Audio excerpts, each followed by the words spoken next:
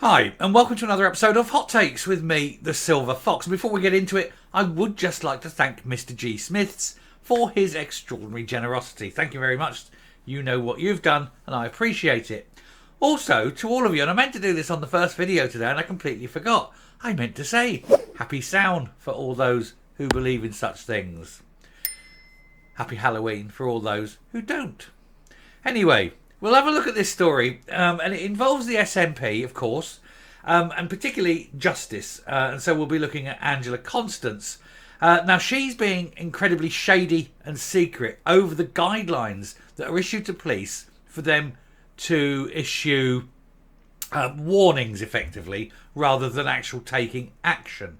And they're saying, "Oh, it's got to be kept a secret. It's got to be secret. We're not allowed to tell people. We've got to have secret justice." So that criminals don't know how far they can go or what they can do, where it becomes a warning and not anything prosecutable. And this is entirely wrong, because secret justice, of course, is no justice whatsoever. And there's also the fact that if you don't have, a level playing field, that's also increasingly unfair. And the new Chief Constable of Scotland, new Chief Constable of Police Scotland, has actually said that the force is institutionally racist.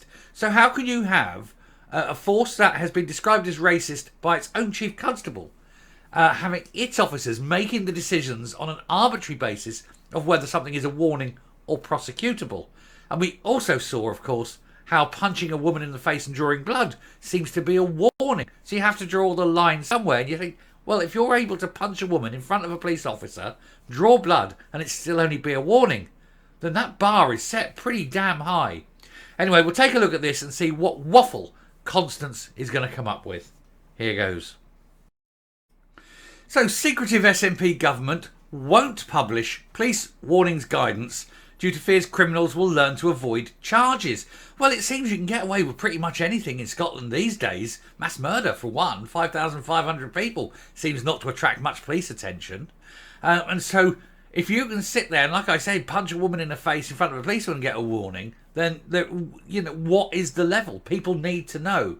And to have any kind of secrecy in a justice system means that there cannot possibly be justice.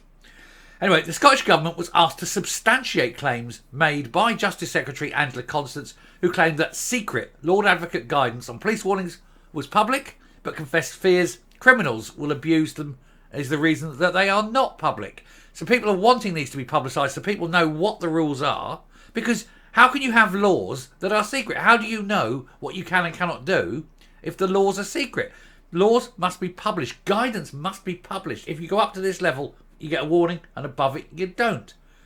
But you make sure that that level is a very low bar. You go above that at a very low level and you get prosecuted. But also, why? Why should it be the police deciding on whether a prosecution happens or not? It should be up to the justice system. The police are only there to basically get people into the justice system. It's the justice. Why should it be an arbitrary decision by a man who may have had sex with his wife last night and is feeling in a particularly good mood? Why should it be an arbitrary decision of someone who just doesn't like the cut of your jib or the colour of your face? Why should it be an arbitrary decision of someone who may be going through a very stressful time at work? These are all things that should not at all, be an influence on the justice system. Justice must be equal and fair for all. And to have secret justice, as they say, is completely wrong. So the secretive Scottish Government is refusing to publish its guidance for why police warnings get handed out instead of charges, due to fears that sneaky criminals will learn from it and restrict their offending to avoid jail time. Hang on a minute. Surely restricting their offending is a good thing. Am I missing something here? Maybe I am. Maybe I'm the stupid one here, but trying to reduce the level of crime must surely be positive. Anyway, the new revelation sheds new light on concerns about the transparency of the justice system in Scotland. There's an awful lot of words in Scotland that has the word transparency used around it. Transparency and open government, transparency in the justice system, transparency in the tax system, and none of them are transparent. They're all shady. They're all cryptic. They're all hidden. None of them are transparent. They don't like transparency. because it means people can see what the hell they're getting up to and people won't like it.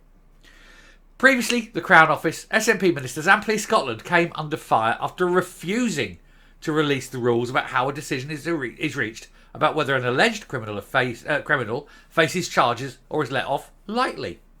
A row erupted after a man punched a feminist, there we go, a feminist protester in the face in Aberdeen, but was only given a recorded police warning. He drew blood, actual bodily harm. So that's now the line. It's now, I could punch someone in the face in front of a policeman. The policeman tries to arrest me and go, no. The precedent has been set. I'm allowed to punch someone in the face in front of a policeman and I only get a warning.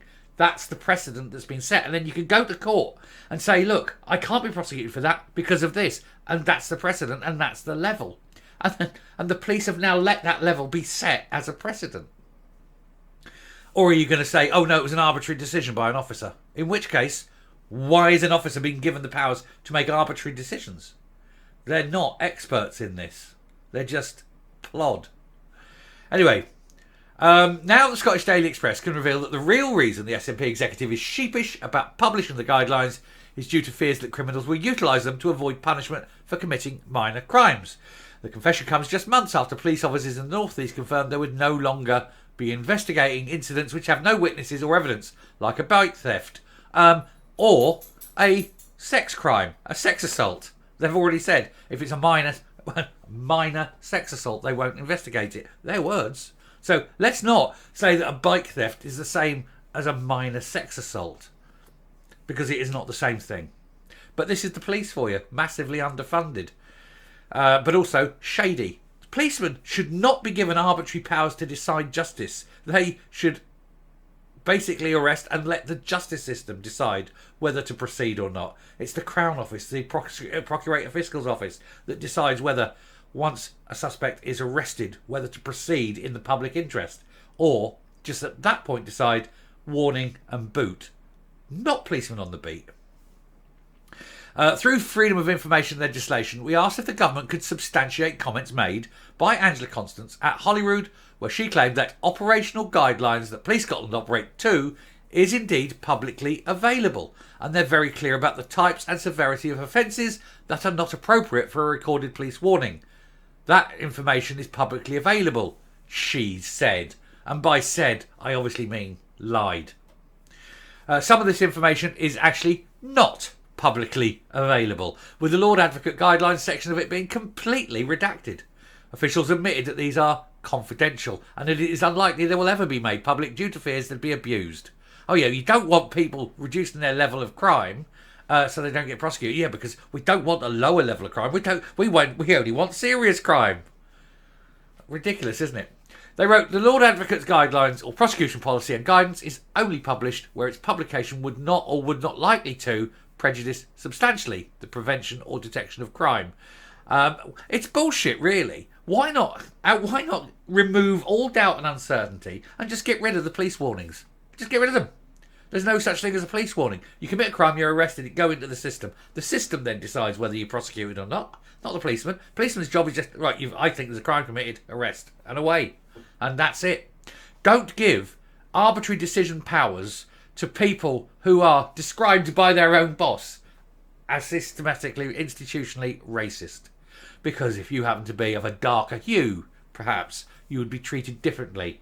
If I, as a middle-aged, middle-class white man, allegedly did something, I would certainly be treated, I'm terribly sorry, officer, if I've offended, apologies and all that, I'm likely to get a lot more than some, say, young black kid in a hoodie going, yeah, what's happening, man?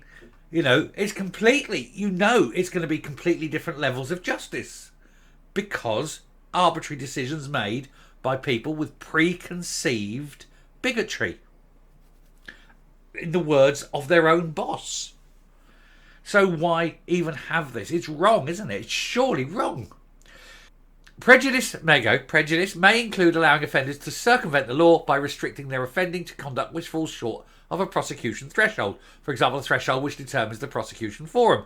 And that's fine. If it means that kids, for example, or any criminal, instead of committing a crime at this level, commits a crime at this level, that's a reduction in crime, isn't it? Now, yes, it's still inconvenient, but crime is still going to happen. Let's face it, at the end of the day, it's the world we live in. We're never living in some crime-free utopia. But if we can reduce the offending from a higher level to a lower level, that's got to be a positive step, surely. And you have a limit, and you say, all right, you're only allowed one warning. One warning, and after that, bang, it's an automatic arrest. Now, you might say, well, how does a cop on the beat know if he's given a warning? Yeah, but he's taken the name and address and everything. He's taken the details. That goes in the system. First warning gets flagged up. One warning done. Second warning, bang. They send the boys round the next morning. They arrest you and prosecute you. And I actually believe that, and I do, and it's very rude. It's a weird thing to admit, but I actually like Bill Clinton for one reason only. He brought in the 3 strikes and you're out. And that is, if you commit a crime, you get punished for the crime. You commit a second crime, you get a harsher punishment for the crime. If you commit a third crime, and that third crime could be stealing an apple from a greengrocer's, frontage. That's a third crime, and that means life. I love that idea. 3 and you're out. 3 strikes and you're out. And just imagine the crime rate in Scotland, the crime rate in Britain, the crime rate in the world if you just built massive supermax prisons. And every time you'd got a crime, tick, tick, tick, and on your third tick, bang, and you went into prison for the remainder of your life. It would suit me fine. It would certainly reduce the amount of crime. But hey, that takes someone with balls. That takes not just a Home Secretary with balls. That takes an entire party with balls to put that through. But I think it's a brilliant idea. Anyway, Scotland's prosecution service carefully balances, they said, the need for confidentiality in its procedures with a commitment to transparency and accountability. Well, there is no transparency. There is no accountability. These cops aren't accountable to anyone. Why'd you let him off? He just punched a woman in the face. Why'd you let him off? Oh, well, I didn't want to be seen as a homophobe by, not a homophobe, a transphobe, because I was arresting a man in a frock. No, the man in a frock committed an assault. You arrest him, you prosecute him. It's not difficult. Since, in fact, what you're actually showing is not transphobia, you're showing misogyny, because according to this cop, it's okay to punch a woman in the face. Hey, if you're the sort of who likes to beat his partner up, beat his wife up, bit of DV, come back from the pub on a Friday night, slap her up out, that's fine. The police said that's fine, because apparently, according to the police, smacking your wife in the face and drawing blood, yeah, it's just a warning. It's not a crime. It's fine. That's Police Scotland's opinion now. Anyway, fears have been raised that they could be getting even further use in the future due to a lack of cops being on the beat and a massive court backlogs, and it allows officers not to bother the Crown with minor crimes, with the possession of Class A's now being included in them. So you can be sitting there with some severely bad shit. You can be a touchy-feeler-upper of young children. You can do all sorts of things, and you won't get prosecuted, just get a warning, according to Angela Constance. We shouldn't be surprised. That's the direction of travel over the SNP, isn't it? Anyway, I'm going to round off, come up and finish the video. So there you go. Secret justice administered by biased people purely at the whim of whether they've had a good day or not. That's the justice system in Scotland. And you're not allowed to know what the rules are. Oh no, we don't want that. You don't want anyone to know what you can and cannot do. You just find out the rules when you break them. That is not justice. That is fascism.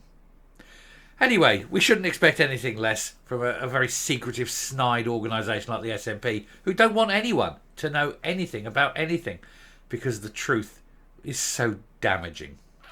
Anyway, I'll stop there. Thank you very much for watching. I hope this has given you some food for thought. And it goes to show how bad the justice system in Scotland is getting, where some racist, foul-mouthed, ignorant twonk of a policeman can just prosecute you or let you off. Depends, doesn't it? Has he had a good night or not? Does he like the colour of your face? Justice, eh? Till next time, stay safe, stay well, stay out of trouble, and goodbye.